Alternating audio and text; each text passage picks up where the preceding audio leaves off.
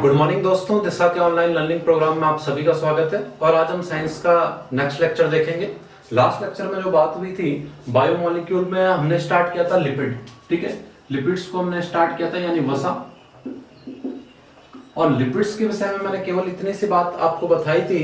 एक तो मैंने आपको बताया था कि लिपिड रासायनिक दृष्टि से क्या है, या तो ग्लिसरॉल है, या तो फैटी एसिड्स हैं, या फिर ग्लिसरॉल और फैटी एसिड के एस्टर्स हैं। तो किस प्रकार से एस्टर बनते हैं वो भी मैंने आपको बता दिया था। साथ ही साथ मैंने बताया था कि लिपिड जो है ऐसा बायोमोलिक्यूल है जो अध्रुवीय है, यानी जल में अघुलनशील है। ठीक है, तो ये बात भी हो गई थी। ग्लिसरॉल के विषय में मैंने आपको बता दिया था और ये भी बताया था कि जो लिपिड है इनका प्राथमिक कार्य भी ऊर्जा देना होता है। और लिपिड में लगभग 1 ग्राम लिपिड में जो ऊर्जा की मात्रा होती है वो लगभग 9 जो किलो कैलोरी ऊर्जा इससे मिलती है। ठीक है, इतनी जानकारी पहले हो चुकी थी। लास्ट टाइम पे मैंने आपको बताया था कि लिपिड्स जो हैं इनके जो 3 वर्ग थे, एक जो था वो कौन सी थी, सरल, दूसरा था संयुक्त और तीसरा था व्युत्पन्न। ठीक है, तो ये 3 कैटेगरी बन गई थी किसकी, लिपिड्स की, सरल, संयुक्त और व्युत्पन्न। अभी हम जो बात करेंगे वो केवल करेंगे किसकी, सरल लिपिड्स की, यानी सिंपल लिपिड्स जो होते हैं उनके विषय में हम बात करेंगे कि सिंपल लिपिड्स जो हैं उसके मैंने एग्जांपल आपको लिखा दिए थे। क्या क्या आएंगे सिंपल लिपिड में, ग्लिसरॉल आएगा, फैटी एसिड्स आएंगे, फैट्स और ऑयल्स आएंगे। ठीक है, इतनी चीजें हमें पढ़नी है पहले सिंपल लिपिड्स के बारे में। तो सबसे पहले लिपिड्स में जो मैं बता रहा हूँ आज स्टार्टिंग होगी सिंपल लिपिड से, सरल लिपिड से, सरल वसा से। तो सबसे पहले हम पढ़ते हैं सिंपल लिपिड। सिंपल लिपिड्स में पहला एग्जांपल जो मैंने लिखा है आपको, ग्लिसरॉल। ठीक है, ग्लिसरॉल जो है इसके विषय में ज्यादा जानकारी हमें स्ट्रक्चर केवल याद रखना है। स्ट्रक्चर मैंने पहले भी बताया है क्या है, CH2 CH CH2 और क्या लगा होता है इनमें, हाइड्रोक्सी समूह यानी OH जुड़ा होता है। अब OH जो है ये अल्कोहल ग्रुप भी है, यानी ग्लिसरॉल जो है वो क्या है, एक अल्कोहल है। ग्लिसरॉल क्या है, एक प्रकार का अल्कोहल है। ये बात आपको याद रखनी है, किस प्रकार का अल्कोहल है।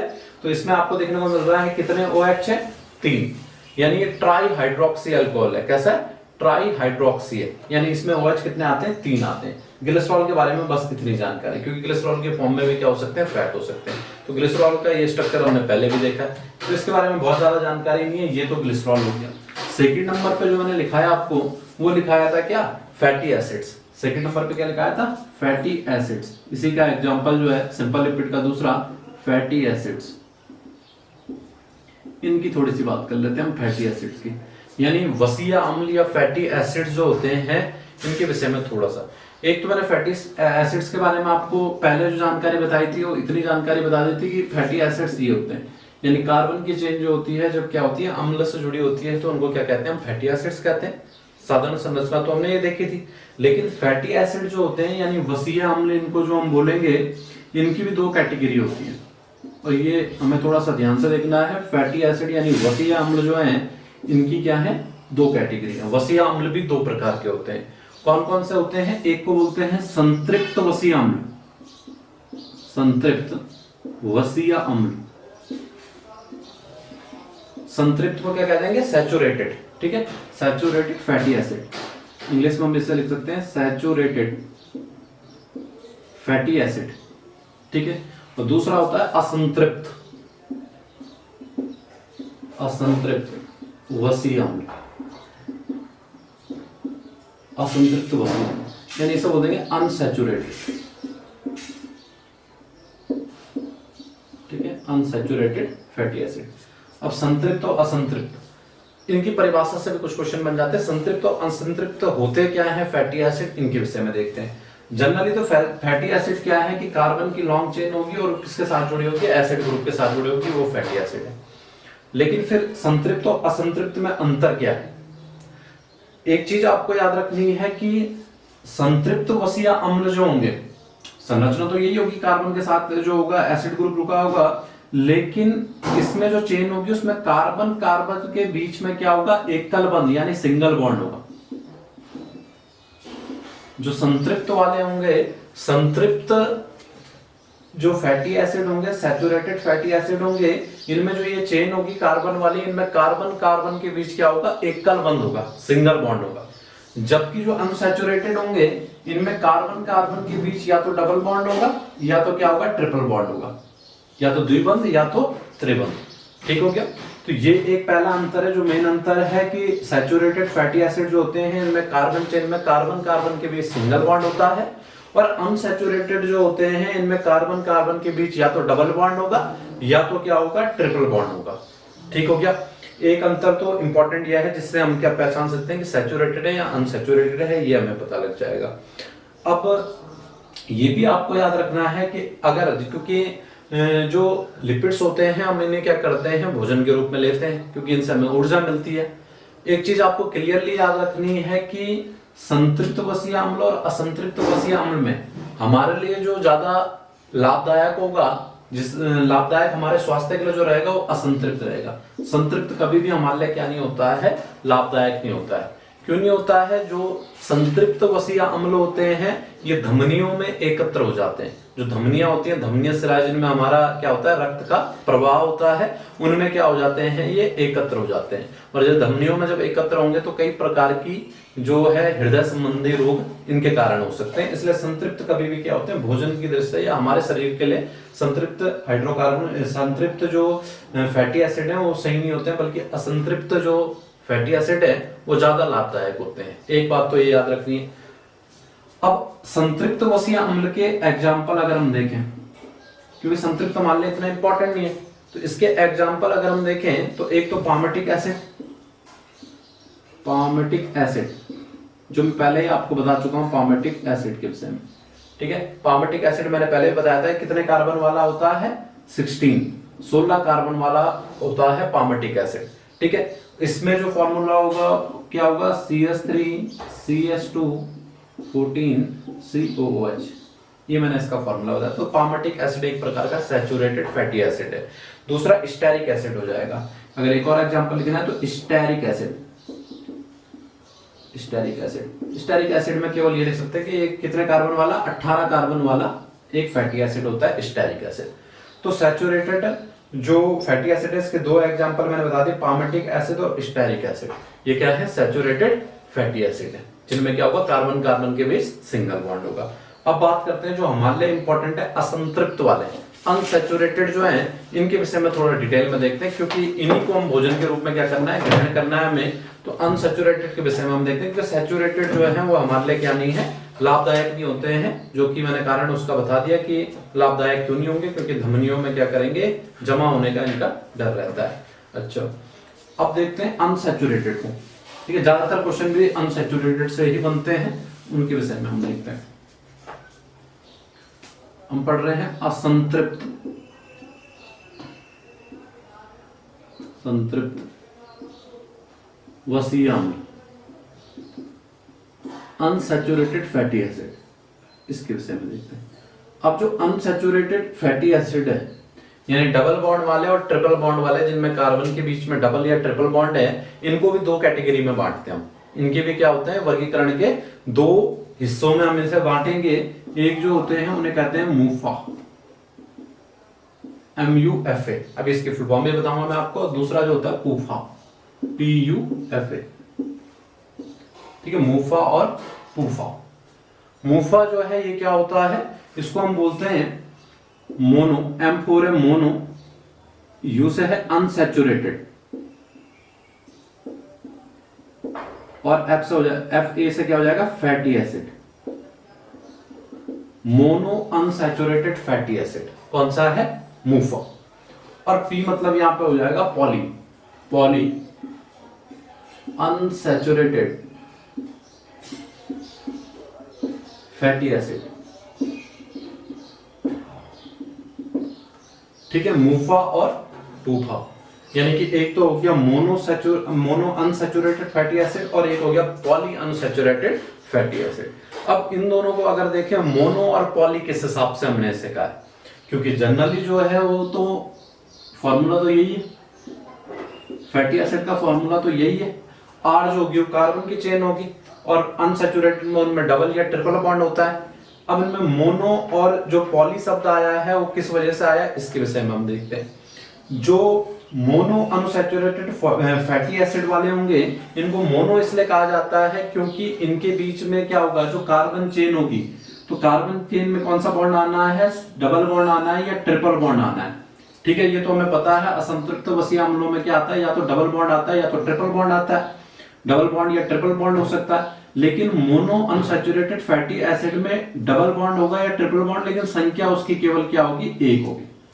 यानी मोनो जो अनसैचुरेटेड फैटी एसिड होंगे, इनमें जो भी डबल बॉन्ड बीच में आएगा या ट्रिपल बॉन्ड, उसमें जो बॉन्डिंग होगी डबल बॉन्ड, उसकी संख्या क्या होगी, एक ही डबल बॉन्ड हो सकता है या एक ही ट्रिपल बॉन्ड हो सकता है। एक से ज्यादा डबल बॉन्ड, एक से ज्यादा ट्रिपल बॉन्ड होंगे तो वो कौन सा हो जाएगा, पॉली अनसैचुरेटेड फैटी एसिड हो जाएगा। ठीक हो गया, एक मेन अंतर तो हो गया ये वाला, यानी लिख सकते हैं इनमें एक ही डबल बॉन्ड या ट्रिपल बॉन्ड होगा, इसलिए यहां पे मोनो आया। और यहां पे लिख देंगे कई सारे या अनेक डबल बॉन्ड और ट्रिपल बॉन्ड हो सकते हैं। ठीक हो गया, डबल बॉन्ड और ट्रिपल बॉन्ड हो सकते हैं, इसलिए मोनो और पॉली हम लेने का। अच्छा, अब दूसरी चीज यहां पे आपको देखनी है, एक और चीज इंपॉर्टेंट सी। मैंने आपको बोला कि संतृप्त और असंतृप्त में, सैचुरेटेड और अनसैचुरेटेड में हमारे लिए ज्यादा लाभदायक कौन से, असंतृप्त है। अब असंतृप्त के अंदर भी अगर वो बोले कि इनमें से मुफा या पूफा, इन दोनों में से कौन से ज्यादा जो है लाभदायक हमारे लिए होते हैं, हमारी बॉडी के लिए, ठीक है, तो इन दोनों में भी जो हमारे लिए बेस्ट होगा वो हमेशा कौन सा होगा, पॉली अनसैचुरेटेड फैटी एसिड होगा। कौन सा होगा, पॉली अनसैचुरेटेड फैटी एसिड जो होता है वो हमारे शरीर के लिए लाभदायक होता है। आप ये देखोगे कि घरों में जो हम तेल यूज करते हैं, घरों में जो हम क्या करते हैं, तेल यूज करते हैं खाने में, उसके अगर आप डब्बे पे देखोगे तो उसमें जो मार्क लगा होगा वो लगा होगा हमेशा पूफा का। ठीक है, उसमें साफ लिखा रहता है कि ये क्या है, पॉली अनसैचुरेटेड क्या है, फैटी एसिड है, क्योंकि वही पॉली अनसैचुरेटेड फैटी एसिड क्या होते हैं, हमारे स्वास्थ्य के लिए अच्छे होते हैं। तो संतृप्त असंतृप्त में पूछे तो असंतृप्त जो है वो ज्यादा सही है हमारे स्वास्थ्य के लिए, और असंतृप्त में भी अगर वो पूछे कि मोनो अनसैचुरेटेड या पॉली अनसैचुरेटेड, तो कौन से वाले होते हैं, पॉली अनसैचुरेटेड जो होते हैं हमारे स्वास्थ्य के लिए ज्यादा लाभदायक होते हैं। इसलिए इनके एग्जाम्पल जो है हमें क्या है, याद करने जरूरी है, क्योंकि ये यही वाले पॉली अनसैचुरेटेड जो होंगे इनको हम भोजन के रूप में क्या करेंगे, ग्रहण भी करेंगे। पहले हम देख लेते हैं यहाँ से मोनो अनसैचुरेटेड फैटी एसिड के एग्जांपल, भले इतने इंपॉर्टेंट नहीं होते लेकिन एग्जांपल हम देख लेते हैं ताकि हमें पता रहे ये कौन सा है। इसका एक एग्जांपल मैं आपको बता रहा हूं, ओलिक एसिड, ओलिक एसिड। ठीक है, ओलिक एसिड जो है ये 18 कार्बन वाला क्या होता है, एक फैटी एसिड होता है अनसैचुरेटेड, जिसमें कि क्या होते हैं, एक डबल बॉन्ड होता है, बस बीच में क्या होता है, एक डबल बॉन्ड होगा, किसके बीच में, कार्बन के बीच में। कार्बन कार्बन के बीच में क्या होता है, एक सिंगल डबल बॉन्ड होता है। ओलेइक एसिड में 18 कार्बन होते हैं और सब डबल बॉन्ड से जुड़े होते हैं, कार्बन कार्बन के बीच में डबल बॉन्ड होता है और 18 कार्बन होते हैं, इसे कहते हैं ओलेइक एसिड, और ये क्या है, मोनो अनसैचुरेटेड में आता है। ठीक हो गया, एक जानकारी तो ये हो गई। दूसरी जानकारी अगर हम देखें यहाँ एग्जाम्पल में, इसका एक एग्जाम्पल काफी है। इसके एग्जाम्पल अगर देखें तो इसके एग्जाम्पल आपको जरूर याद रखते हैं पॉली अनसैचुरेटेड के, क्योंकि भोजन के रूप में ये वाले जो होंगे ये सबसे ज्यादा इंपॉर्टेंट क्या होंगे हमारे लिए, फैटी एसिड होंगे। सबसे पहला जो आएगा उसे बोलते हैं linoleic acid, linoleic acid. Linoleic acid जो है लिनोलिक हो गए, लिनोलिक एसिड। लिनोलिक एसिड में आपसे जो पूछ सकता है कि लिनोलिक एसिड जो है ये कितने कार्बन वाला होता है, तो पहली बात ये 18 कार्बन वाला है और इसके अंतर्गत क्या होते हैं, 2 डबल बॉन्ड होते हैं, 2 डबल बॉन्ड। कितने डबल बॉन्ड आते हैं, 2 डबल बॉन्ड लिनोलिक एसिड में आएंगे, जबकि इसकी पूरी चेन में क्या आएगा, 1 डबल बॉन्ड आएगा, इसमें 2 डबल बॉन्ड आते हैं, इसलिए ये पूफा का एग्जांपल हो गया। ठीक है, दूसरा होगा लिनोलेनिक एसिड, सेकंड एग्जांपल है लिनोलेनिक एसिड, लिनोलेनिक एसिड। अब लिनोलेनिक एसिड को अगर देखेंगे तो कार्बन की संख्या तो इसमें भी कितनी होती है, 18, यानी 18 कार्बन वाला लिनोलिक एसिड भी है और लिनोलेनिक एसिड भी क्या होता है, 18 कार्बन वाला होता है। बस अंतर ये होता है कि लिनोलिक एसिड में 2 डबल बॉन्ड होते हैं और लिनोलेनिक एसिड में कितने होते हैं, 3 डबल बॉन्ड होते हैं। इसमें कितने होंगे, 3 डबल बॉन्ड पाए जाएंगे। तो लिनोलिक एसिड हो गया, लिनोलेनिक एसिड हो गया, और तीसरा जो होता है इसको बोलते हैं आर्किडोनिक।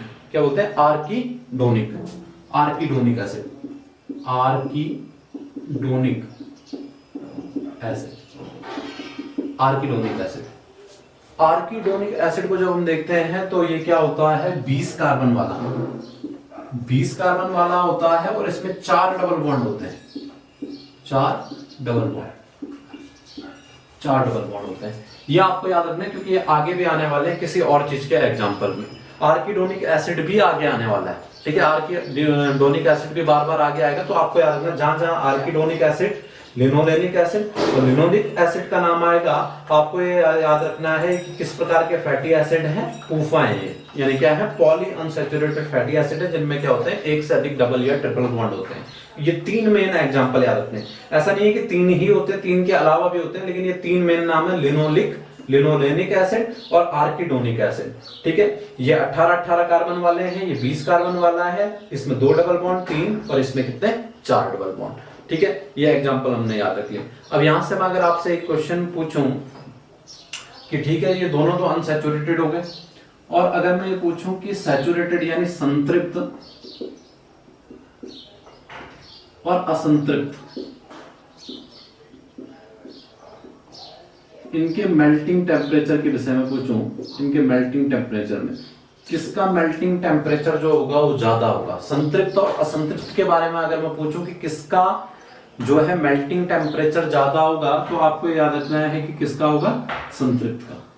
ठीक है, संतृप्त का जो होगा मेल्टिंग टेम्परेचर क्या होगा, ज्यादा होता है। ये चीज भी आपको क्या रखनी है, ध्यान रखनी है। ठीक है, ये वाली बात हो गई। अब हम क्या पढ़ रहे थे, हम पढ़ रहे थे फैटी एसिड को 2 भागों में बांटा, संतृप्त और असंतृप्त। असंतृप्त को 2 भागों में हमने बांटा, मोनो अनसैचुरेटेड और कौन सा, पॉली अनसैचुरेटेड। ठीक हो गया। अब यहां से एक चीज और आती है, जब मैंने आपको बताया था अमीनो अम्ल, तो अमीनो अम्ल में मैंने लास्ट में 2 कैटेगरी बांटी, यानी अनिवार्य अमीनो अम्ल और अनिवार्य। फिर अनिवार्य अमीनो अम्ल हमने देखे थे। अनिवार्य अमीनो अम्ल क्या थे, अनिवार्य अमीनो अम्ल ऐसे थे अम्ल थे जो कि हमारे बॉडी में क्या नहीं होते, संश्लेषित नहीं होते हैं, जो हम भोजन के रूप में जिन्हें हमें क्या करना होता है, ग्रहण करना होता है। सेम ऐसे ही कुछ फैटी एसिड ऐसे होते हैं, कुछ फैटी एसिड ऐसे होते हैं जो हमारी बॉडी में क्या हो जाते हैं, संश्लेषित हो जाते हैं, तो उनकी हमें इतनी आवश्यकता नहीं होती। लेकिन कुछ फैटी एसिड ऐसे हैं जो हमारे बॉडी में संश्लेषित या निर्मित नहीं होते और उन्हें हमें भोजन के रूप में ग्रहण करना होता है, और उन्हीं को क्या कहते हैं, अनिवार्य वसीय अम्ल। क्या कहते हैं, अनिवार्य वसीय अम्ल। जो थ्योरी वहां पे थी अमीनो अम्ल में, वही वाली थ्योरी यहाँ पे भी है। तो अगली हेडिंग जो हम बनाएंगे वो बनाएंगे अनिवार्य वसीय अम्ल, अनिवार्य वसीय अम्ल।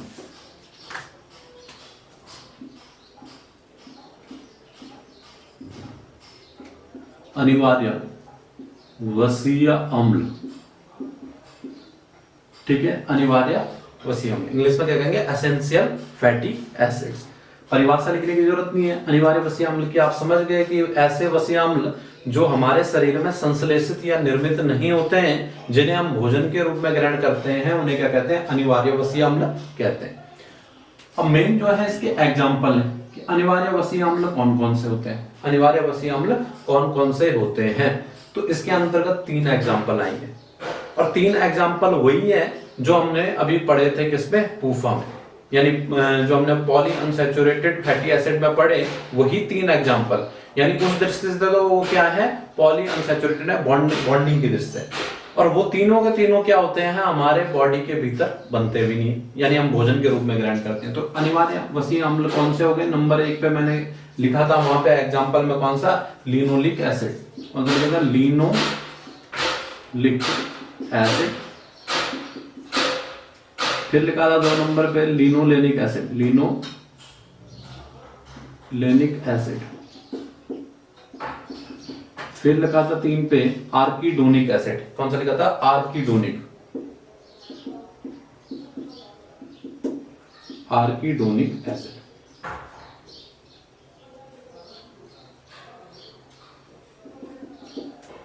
लिनोलिक एसिड, लिनोलेनिक एसिड और आर्किडोनिक एसिड। इन्हीं तीन को आप क्या बोलोगे, दो चीजों में बोलोगे। एक तो ये तीनों एग्जाम्पल हैं किसके, पॉली अनसैचुरेटेड फैटी एसिड्स के। दूसरी जगह जब आपको बोलेगा अनिवार्य अवश्य अम्ल के एग्जाम्पल, तो दोबारा आपको ये काम आ जाएंगे तीनों के तीनों। ठीक हो गया, ये जानकारी आपको याद रखनी है, ये तीनों इसमें आ जाएंगे। बस इतना जो हमें पढ़ना होता है वो पढ़ना होता है किसके बारे में, फैटी एसिड्स के बारे में। ठीक है, और फैटी एसिड्स किसके अंतर्गत आते हैं, सिंपल लिपिड्स के अंतर्गत। एक ग्लिसरॉल, दूसरा कौन सा, फैटी एसिड। अब देखिए यहां से, ठीक है, ये क्वेश्चन भी अनिवार्य अवश्य अम्ल वाला भी आ जाता है, इंपॉर्टेंट सा है, और अनिवार्य अमीनो अम्ल वाला क्वेश्चन अलग है। दोनों में बिल्कुल कंफ्यूज नहीं होना आपको। ठीक है, बिल्कुल आपको रिवीजन करके जाना है, दोनों देख के जाने हैं कि अनिवार्य अमीनो अम्ल अलग चीज है और अनिवार्य फैटी एसिड जो है वो अलग चीज है। अब देखिए दो एग्जांपल तो हो गए सरल लिपिड के, यानी ग्लिसरॉल हो गया और फैटी एसिड हो गया।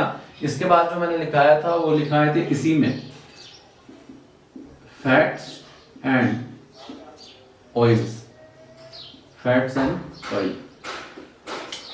ठीक है, इसके बाद ये वाला जो होगा वो एग्जांपल में होगा। लिपिड में, सिंपल लिपिड में क्या होगा, फैट और ऑयल पे होगा। अब यहाँ पे जो आपको देखना है, लिपिड के अंतर्गत फैट आ रहा है। जनरली हम क्या कहते हैं, वसा को क्या कहते हैं, फैट भी कहते रहे हैं, लेकिन हमने उससे बायोमोलिक्यूल को किस नाम से पढ़ा, लिपिड नाम से पढ़ा। और सिंपल लिपिड के अंतर्गत हम फैट भी पढ़ रहे हैं और ऑयल भी पढ़ रहे हैं। ठीक हो गया।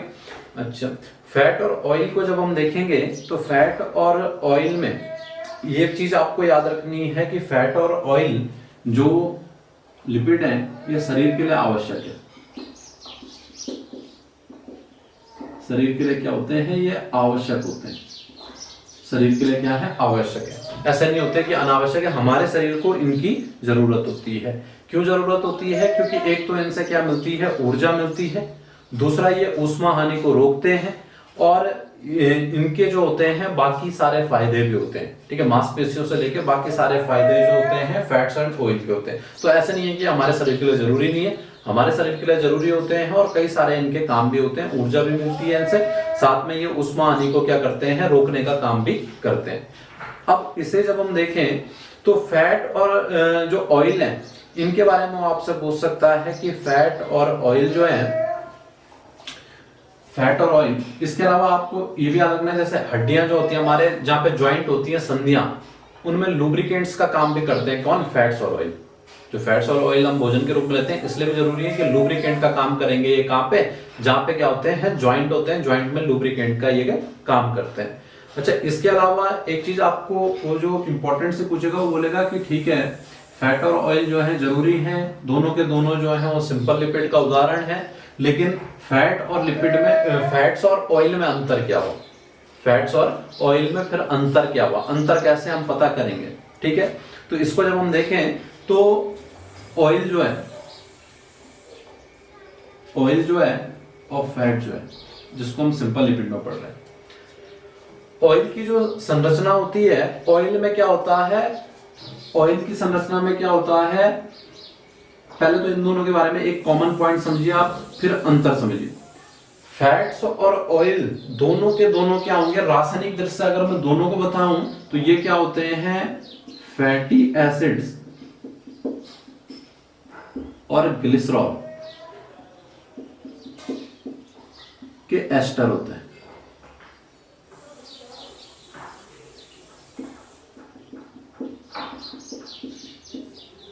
ये दोनों के दोनों क्या होते हैं, एस्टर्स हैं।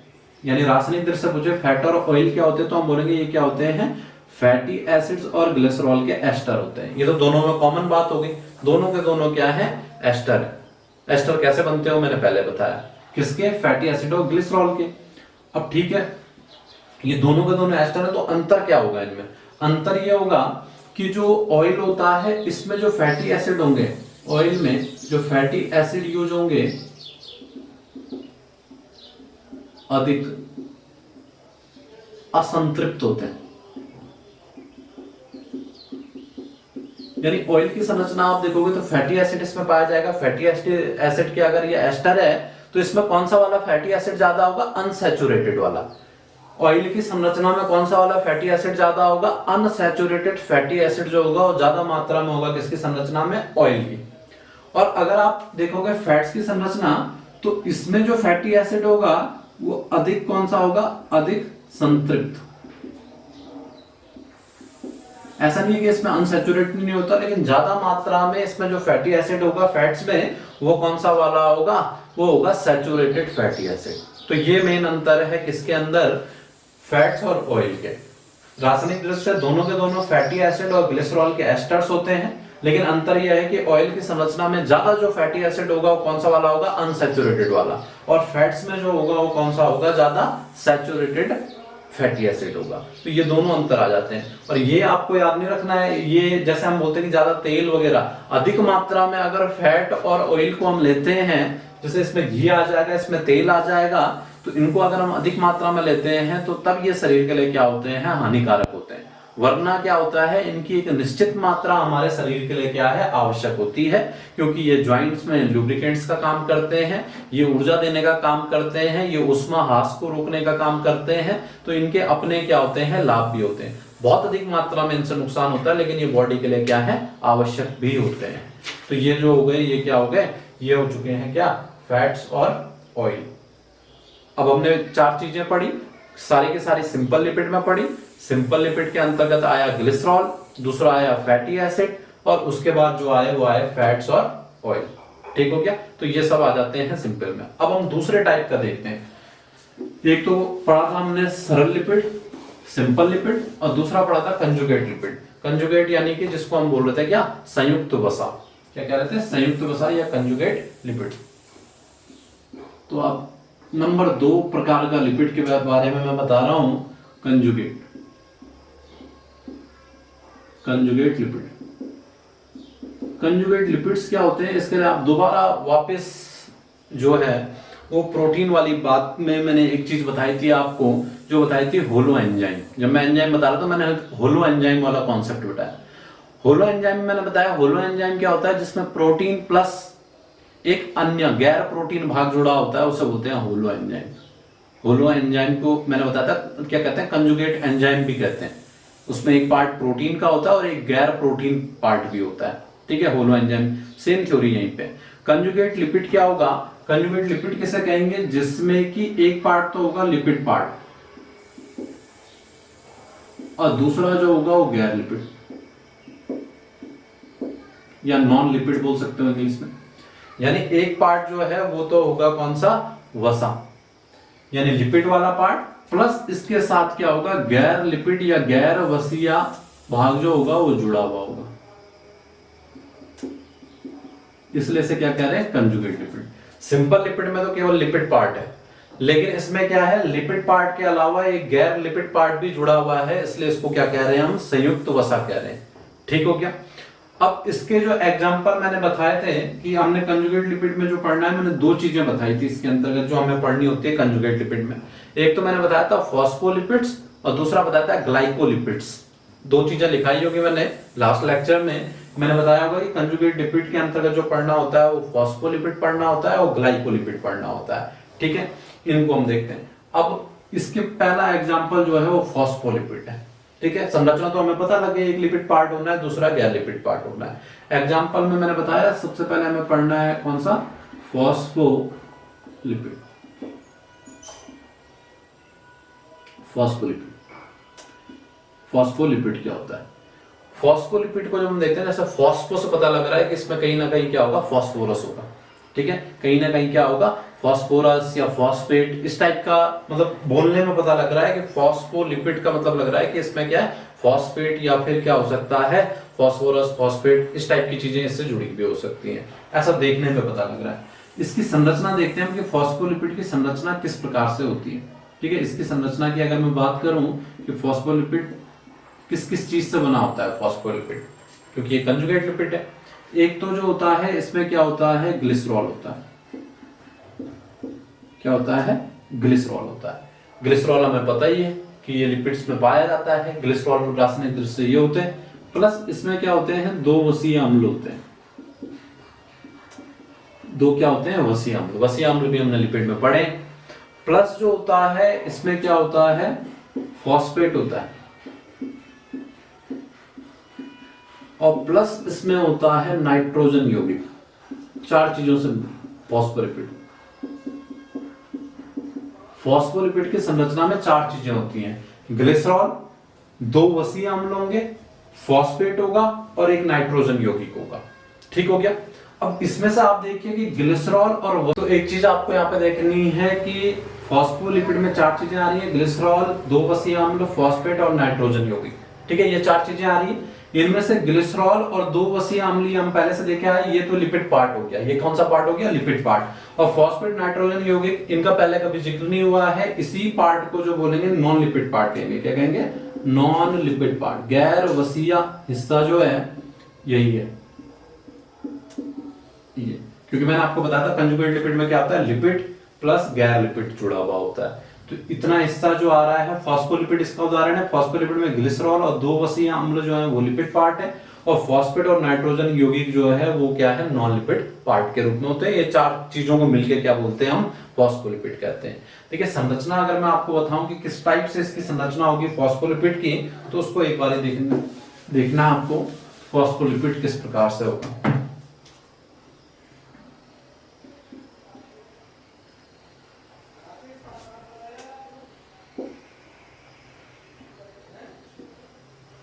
ये तो हो गया आपका ग्लिसरॉल। ठीक हो गया। इस ग्लिसरॉल से इस प्रकार से क्या होगा? वसीय अम्ल, ऐसे ही यहां पे क्या होगा? दूसरा वसीय अम्ल। ये इससे जुड़ गए क्या? 2 वसीय अम्ल। यहां पे इससे जो होगा एक और जो जुड़ा होगा वो जुड़ा होगा फॉस्फेट, और इसी फॉस्फेट से इधर से जो जुड़ा होगा वो जुड़ा होगा नाइट्रोजन यौगिक।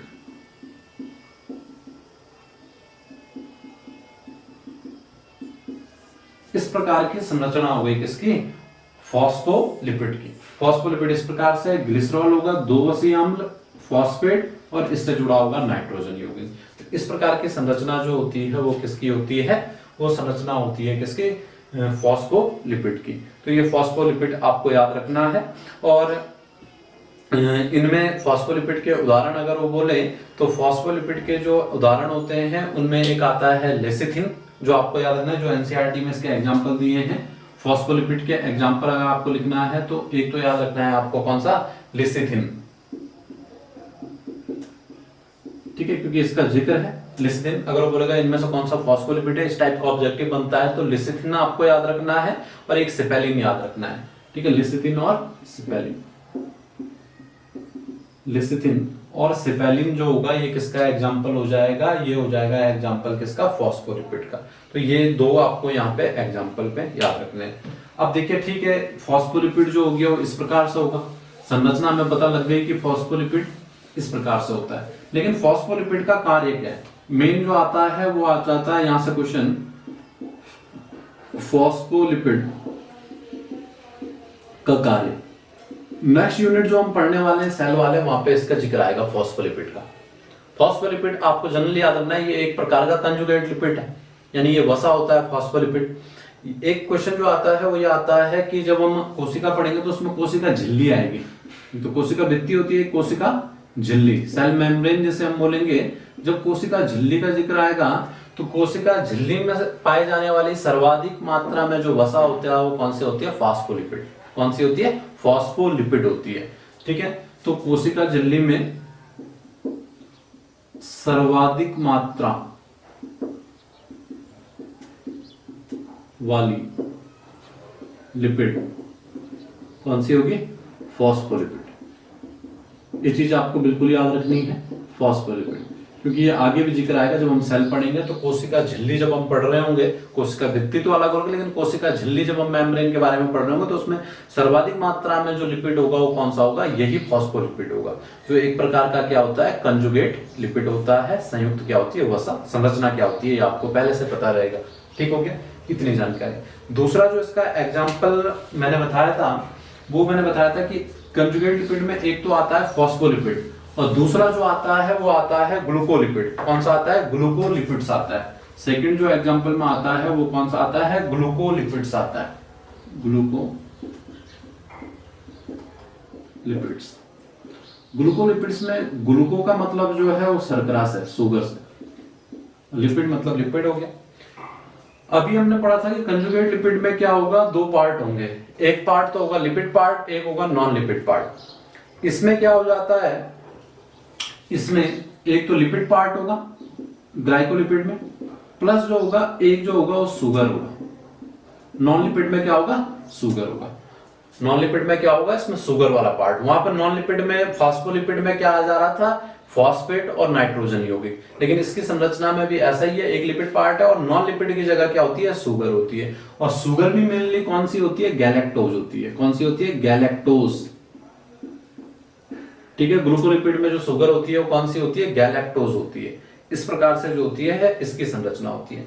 यानी इसकी संरचना में अगर हम देखें तो इसकी संरचना में यही देखने को हमें मिलेगा कि क्या होगी, एक लिपिड पार्ट होगा, उससे क्या होगी, शुगर यानी गैलेक्टोज जो होगा उससे जुड़ा हुआ होगा। इस टाइप की संरचना होगी।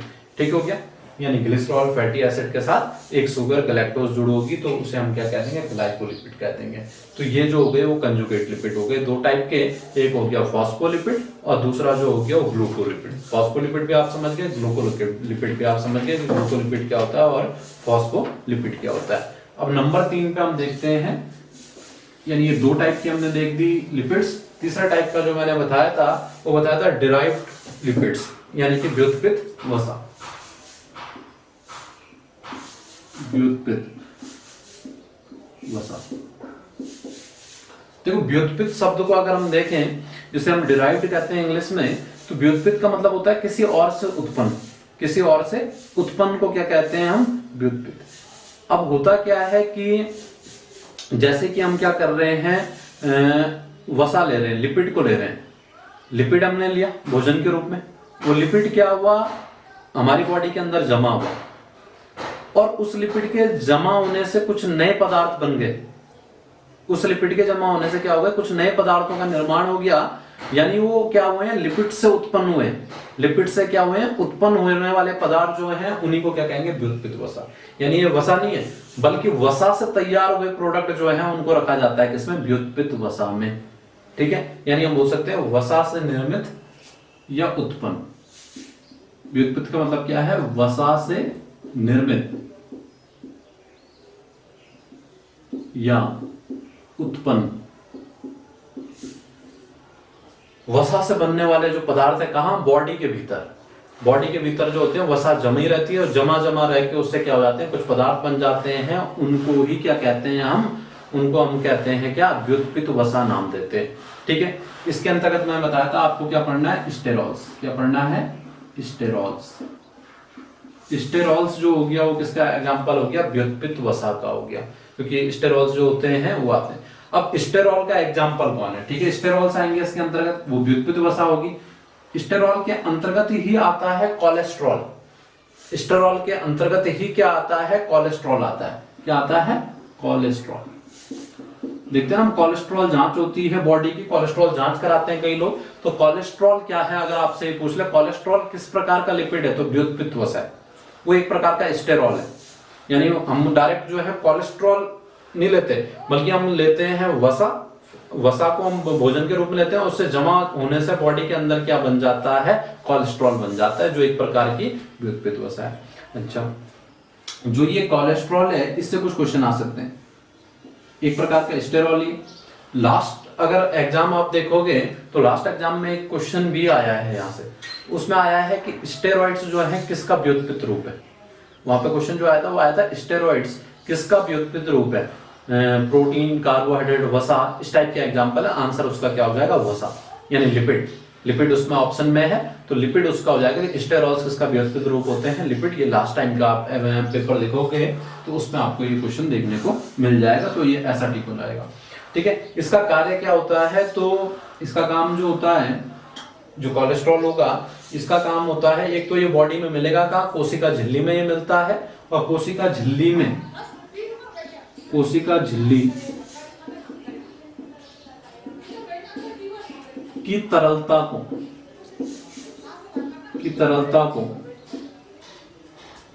क्या करना, जो उसका क्या करना, उसको नियमित करना, यानी उसे कंट्रोल करना, ये इसका मेन काम हो गया किसका, कोलेस्ट्रॉल का। कोशिका झिल्ली की तरलता को क्या करना, नियमित करना, ये काम होता है कोलेस्ट्रॉल का। ठीक हो गया, ये सारी जानकारी।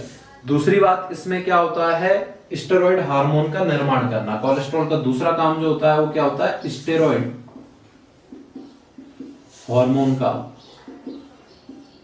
निर्माण करना। जितने भी हम क्या पढ़ते हैं,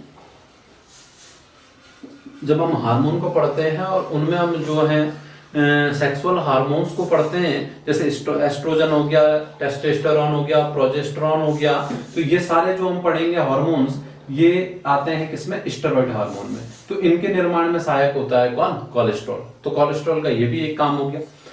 अगर कोलेस्ट्रॉल का काम पूछे तो हम बोलेंगे कोशिका झिल्ली में तरलता को नियमित करना, और स्टेरॉइड हार्मोन जैसे कि एस्ट्रोजन वगैरह होते हैं उनका क्या करना, निर्माण में सहायक होता है कोलेस्ट्रॉल। अब देखिए कोलेस्ट्रॉल जो होता है इसके भी दो टाइप होते हैं। कोलेस्ट्रॉल के भी दो टाइप होते हैं, ये आपको देखना है, क्योंकि कोलेस्ट्रॉल जो टेस्ट होता है वो किससे संबंधित होता है, तो वो कोलेस्ट्रॉल टेस्ट में क्या पता लगता है उस चीज को हम देखते हैं। जैसे कि कोलेस्ट्रॉल मैं आपको बता रहा हूं, कोलेस्ट्रॉल दो टाइप का, ठीक है। एक जो है उसे बोलते हैं HDL, और दूसरा जो हो गया वो हो गया LDL, LDL। HDL और LDL कोलेस्ट्रॉल, हमारी बॉडी के भीतर की बात कर रहा हूं मैं, हमारी बॉडी के भीतर दो प्रकार के कोलेस्ट्रॉल बनेंगे, यानी वसा जमा रहेगी, जमा रह रहे कि उससे कोलेस्ट्रॉल बनेगा, वो भी दो टाइप का बनेगा, HDL और कौन सा, LDL। HDL और LDL को अगर हम देखें तो इसे तो कहेंगे हम क्या, जो HDL है इसे कहते हैं हाई डेंसिटी लिपोप्रोटीन, और इसे बोलते हैं लो डेंसिटी, LDL का मतलब होता है लो डेंसिटी लिपोप्रोटीन।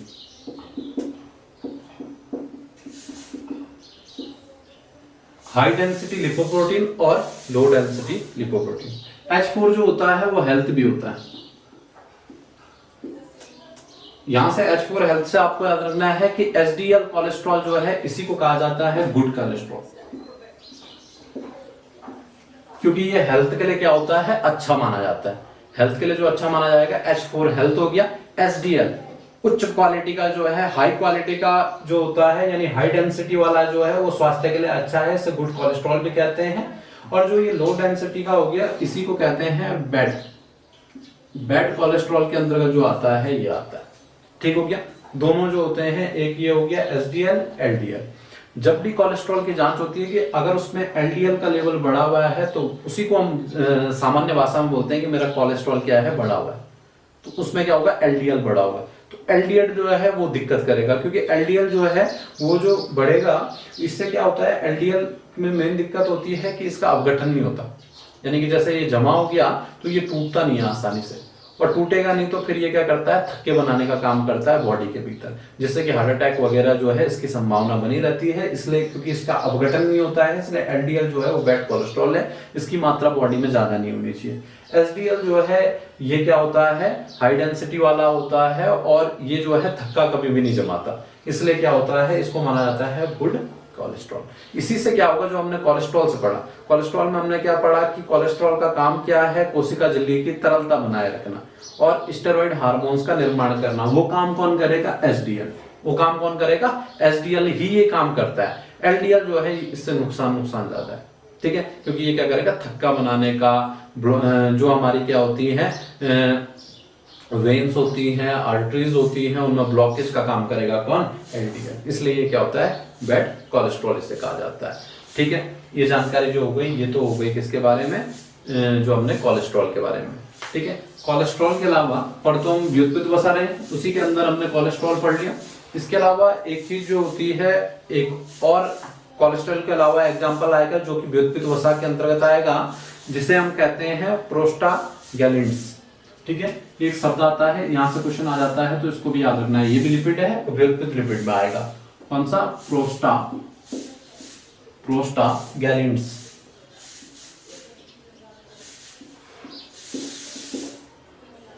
प्रोस्टाग्लैंड्स ठीक है, प्रोस्टाग्लैंडिन्स। अब प्रोस्टाग्लैंडिन्स जो है ये क्या है, ये भी एक प्रकार की व्युत्पत्ति वसा है जैसे कोलेस्ट्रॉल है। ठीक है, खास बात ये याद रखनी है कि आर्किडोनिक, मैंने बताया था आपको, आर्किडोनिक एसिड से व्युत्पत्ति, ये किससे व्युत्पत्ति होता है, आर्किडोनिक एसिड से। अब आर्किडोनिक जो हमने पढ़ा था वो क्या था, एक प्रकार का हमने पढ़ा था वो क्या था, एक प्रकार का पूफा था। क्या था, पूफा, यानी कि पॉली अनसैचुरेटेड फैटी एसिड था। तो उस पॉली अनसैचुरेटेड से व्युत्पत्ति जो है उसको कहते हैं क्या, प्रोस्टाग्लैंडिन्स। ये भी एक प्रकार की व्युत्पत्ति वसा हो गई। इसका जो कार्य होता है प्रोस्टाग्लैंडिन्स का, कभी कभी इसका कार्य वो पूछ लेता है कि प्रोस्टाग्लैंडिन्स का क्या कार्य होता है। प्रोस्टाग्लैंडिन्स का जो कार्य होता है, एक तो क्या होता है, जो हमारी चिकनी पेशियां होती हैं, चिकनी पेशियों में संकुचन, चिकनी पेशियों में क्या, संकुचन। अब चिकनी पेशियों में संकुचन ऐसे वो डायरेक्टली नहीं पूछता, यानी ये चिकनी पेशियों में संकुचन को प्रेरित करेगा, ये तो इसका काम है, लेकिन कभी कभी वो दूसरी लैंग्वेज में से पूछता है। वैसे तो हार्मोन्स वाले में एक क्वेश्चन जो है पिछले लास्ट पेपर में आपको मिलेगा कि जो प्रसव पीड़ा होती है उसमें, यानी कि बर्थ हार्मोन के रूप में जो काम करने वाला है ऑक्सीटोसिन। ठीक है, ये क्वेश्चन आया है, या दुग्ध स्राव को बढ़ावा देने वाला कौन सा था, ऑक्सीटोसिन। यानी कि जब हम देखते हैं रिप्रोडक्शन वाला चेक करते हैं, उसमें हम देखते हैं कि गर्भाशय की जो दीवारें होती हैं उनमें जो संकुचन होता है उसको प्रेरित करता है ऑक्सीटोसिन, लेकिन उसमें ऑक्सीटोसिन की हेल्प जो करता है वो कौन करता है, प्रोस्टाग्लैंडिन्स करता है। ऑक्सीटोसिन के साथ जो हेल्प करता है वो कौन सा करता है, प्रोस्टाग्लैंडिन्स, जो एक प्रकार का क्या है, लिपिड है, जो क्या करता है वहां पे पेशीय संकुचन को क्या करता है, प्रेरित करने का काम करता है। तो ऑक्सीटोसिन के साथ जो हेल्पफुल है वो कौन सा है, प्रोस्टाग्लैंडिन्स भी है। ये बात भी आपको ध्यान रख लेनी है, इस रूप में पूछ सकता है आपसे। दूसरा क्या होता है, दर्द और सूजन में प्रयुक्त, दर्द व सूजन में प्रयुक्त। जैसे क्या होता है कि हमारी कहीं पे चोट लग गई और वहां पे जो सूजन आ जाती है, तो वहां पे जो वसा जमा हो जाती है, उसमें जो चिकनापन रहता है वो किसके कारण रहता है, प्रोस्टाग्लैंडिन्स के कारण रहता है। तो ये प्रोस्टाग्लैंडिन्स जो है उन जगहों पे भी देखी जाती है, तो ये याद रखना है। और ये ऑक्सीटोसिन वाले के साथ जो है वो क्वेश्चन आपको याद रखना है। और दूसरा याद रखना है कि प्रोस्टाग्लैंडिन्स जो है ये किसका व्युत्पत्ति रूप है, आर्किडोनिक एसिड का व्युत्पत्ति ये लिपिड है। ठीक है, ये चीज आपको याद रखनी है। ये तो हो गए इसके अंतर्गत। अब एक तीसरी चीज किसके अंतर्गत बता रहा हूं मैं, इसी के अंतर्गत, यानी व्युत्पत्ति वसा के अंतर्गत। एक कोलेस्ट्रॉल बताया, दूसरा प्रोस्टाग्लैंडिन्स बताया, और तीसरी चीज मैं एक और बता रहा हूं, वैक्सेस। वैक्सेस, ठीक है, वैक्स के बारे में, वैक्सेस के बारे में। वैक्सेस के बारे में हमें कुछ चीज याद रखनी है कि वैक्सेस क्या होते हैं, इनको हम देखते हैं। वैक्सेस, एक चीज तो आपको ये याद रखनी है कि वैक्सेस जो होंगे ये हमेशा जल विरोधी होंगे, हमेशा क्या होंगे, जल विरोधी होंगे। कौन, वैक्सेस, यानी जल में घुलनशील नहीं होते हैं। ठीक है, जल विरोधी होते हैं। जब वाष्पोत्सर्जन हम पढ़ते हैं कि अगर किसी पादप में क्या हो रहा है, आवश्यकता से अधिक वाष्पोत्सर्जन हो रहा है, जल उससे बाहर जा रहा है, तो उसमें हम वैक्स का यूज कर सकते हैं, क्योंकि वैक्स जो है वो क्या होता है, जल विरोधी होता है। एक चीज तो ये। दूसरी बात, इसकी संरचना क्या होती है। जनरली हमने लिपिड में पढ़ा, लिपिड में हमने दो चीजें पढ़ी, या तो वसा होती है प्लस क्या होता है, ग्लिसरॉल। जनरली हमने जो पढ़ा, हमने ये पढ़ा कि वसीय अम्ल और क्या हो सकता है, ग्लिसरॉल हो सकता है, किसमें, लिपिड में। वैक्स की संरचना कैसे अलग होती है, वैक्स की संरचना में क्या होता है कि, या फिर मैंने बताया था कि इन दोनों के क्या हो सकते हैं, एस्टर हो सकते हैं। इसमें क्या होता है, वैक्स की संरचना में वसीय अम्ल होगा, वसीय अम्ल होगा, प्लस क्या होंगे, अल्कोहल के एस्टर होंगे, अल्कोहल के एस्टर। अब ग्लिसरॉल जो था ये भी एक प्रकार का अल्कोहल था, लेकिन इसमें ऐसा क्लियर होता है कि वसीय अम्ल और अल्कोहल के एस्टर होंगे वैक्स में, लेकिन वो अल्कोहल कभी भी क्या नहीं होगा, ग्लिसरॉल नहीं होगा। क्या नहीं होगा, ग्लिसरॉल नहीं होगा। ये मेन अंतर है। ठीक है, जनरली क्या होता है, लिपिड में ग्लिसरॉल होता है, लेकिन इसमें मेन बात यह है कि इसमें ग्लिसरॉल कभी नहीं होगा। बाकी कोई अल्कोहल हो सकता है, लेकिन क्या नहीं होगा, ग्लिसरॉल नहीं होगा। ठीक हो गया। अब देखिए यहाँ से ग्लिसरॉल जो मैंने बताया था, ग्लिसरॉल की संरचना मैंने कुछ ऐसे बताई थी, CH2OH, CHOH और CH2H। इसमें कितने OH आ रहे थे ग्लिसरॉल की संरचना में? 3। यानी कि ग्लिसरॉल मैंने बताया था आपको क्या है, ट्राईहाइड्रिक अल्कोहल है। क्या है? ट्राईहाइड्रिक अल्कोहल है। ट्राईहाइड्रिक अल्कोहल है कौन? ग्लिसरॉल। ग्लिसरॉल ट्राईहाइड्रिक है, लेकिन वैक्सेस की जो संरचना होगी, इसमें जो अल्कोहल यूज होगा वो हमेशा कैसा यूज होगा? मोनोहाइड्रिक, यानी एक OH वाला। इसमें अल्कोहल होता है, ग्लिसरॉल नहीं होता है। ग्लिसरॉल की जगह मोनोहाइड्रिक होगा, यानी जिसमें क्या होगा, एक सिंगल क्या होगा, OH होगा, वही इसमें क्या होगा, यूज होगा। ठीक है, एक तो ये वाली बात हो गई। इसके एग्जाम्पल को अगर हम देखें कि इसका वैक्सेस का एग्जाम्पल जो आ जाता है, कि वैक्सेस के एग्जाम्पल ज्यादातर अगर आप ऑब्जेक्टिव बुकें देखोगे तो इसमें जो पूछा होगा कि ये रासायनिक दृश्य क्या है, तो बीज वैक्स पूछा होगा आपसे, बीज वैक्स। ठीक है, ये कई जगह आपको मिलेगा, टीजीटी पीजीटी में भी, और बाकी जो एग्जाम होते हैं साइंस के उनमें पूछा होगा बीज वैक्स क्या है रासायनिक दृश्य, तो उसमें सीधा क्या होता है, वैक्सेस ही होता है। तो बीज वैक्स जो है, इसकी संरचना किस प्रकार से होती है, अगर मैं इसकी संरचना बताऊं आपको, एक तो होता है इसमें पामेटिक एसिड। पामेटिक एसिड आपको पता है एक प्रकार का क्या है, फैटी एसिड है। सैचुरेटेड में हमने पढ़ा था पामेटिक एसिड, वो एक प्रकार का क्या होता है, वसीय अम्ल होता है। तो इसकी संरचना में पामेटिक एसिड होगा, प्लस एक जो होगा अल्कोहल होगा, जिसे हम बोलते हैं मर्क्यूरल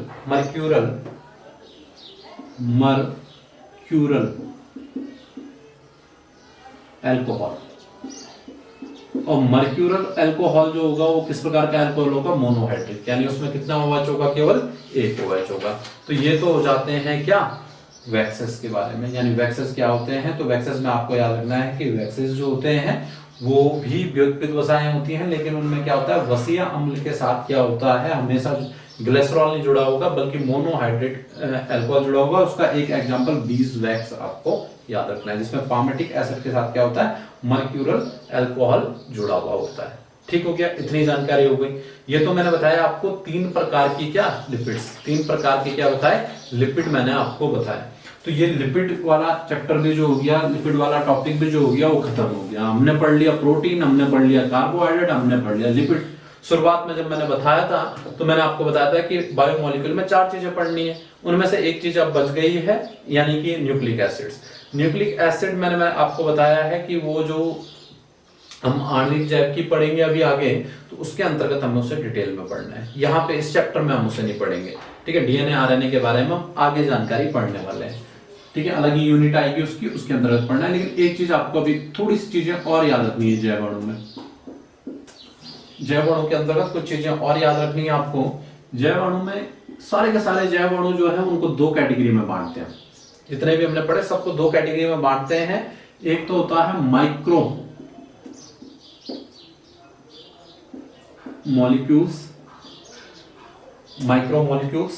ठीक है, माइक्रो मॉलिक्यूल्स, और एक होता है मैक्रो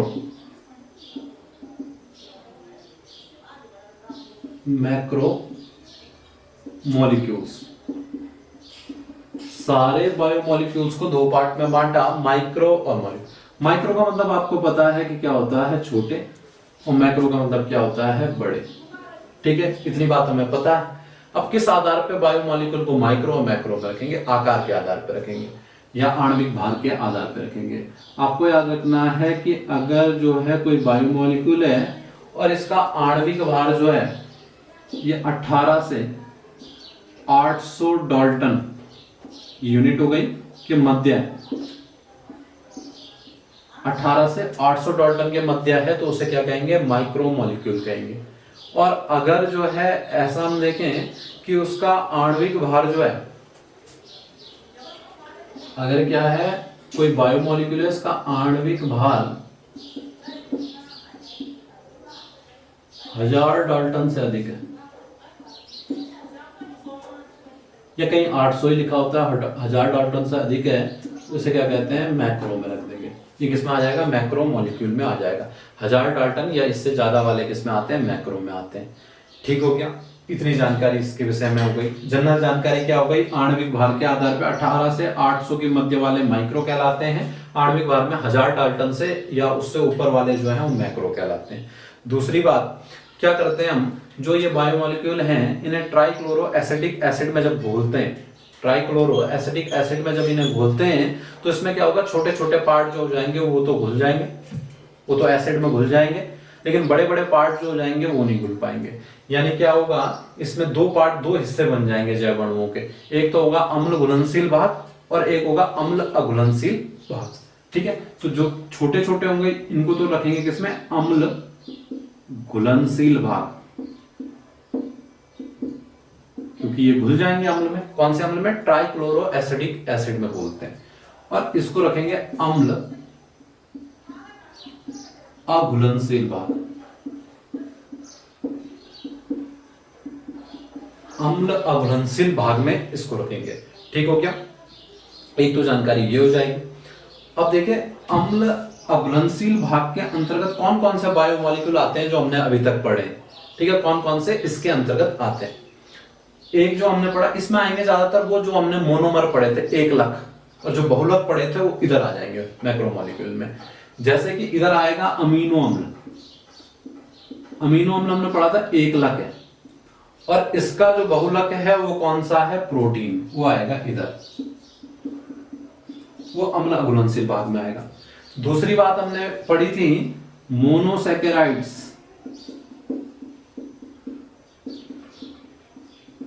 और डाइसैकेराइड्स। ठीक है, ये छोटे थे, माइक्रोमोलिक्यूल थे, और इनसे मिलकर जो बहुलक बन रहा था वो कौन सा था, पॉलीसैकेराइड्स, वो मैक्रो में आ जाएगा, या हम बोलते हैं वो अम्ल अघुलनशील भाग में आ जाएगा। ठीक है, और तीसरी जो हमने चीज पढ़ी नहीं वो चीज आपको भी यहां पे याद रखनी है, आगे डिटेल में पढ़ना है। न्यूक्लियोटाइड यहां पे आएंगे, न्यूक्लियोटाइड आएंगे कहां पे, अघुलनशील भाग में छोटे में, और इनसे जो बनेंगे न्यूक्लिक एसिड, ये पॉलीमर होंगे इनके, न्यूक्लिक अम्ल, न्यूक्लिक एसिड इधर आएंगे। ठीक है, यहां पे हम न्यूक्लिक एसिड पढ़ नहीं रहे, लेकिन आगे जहां पे हम पढ़ेंगे इतनी बात आपको याद रखना है कि मैक्रो में तो आएगा न्यूक्लियोटाइड, और न्यूक्लिक एसिड जो आएगा वो किसमें आएगा, मैक्रो में आ जाएगा।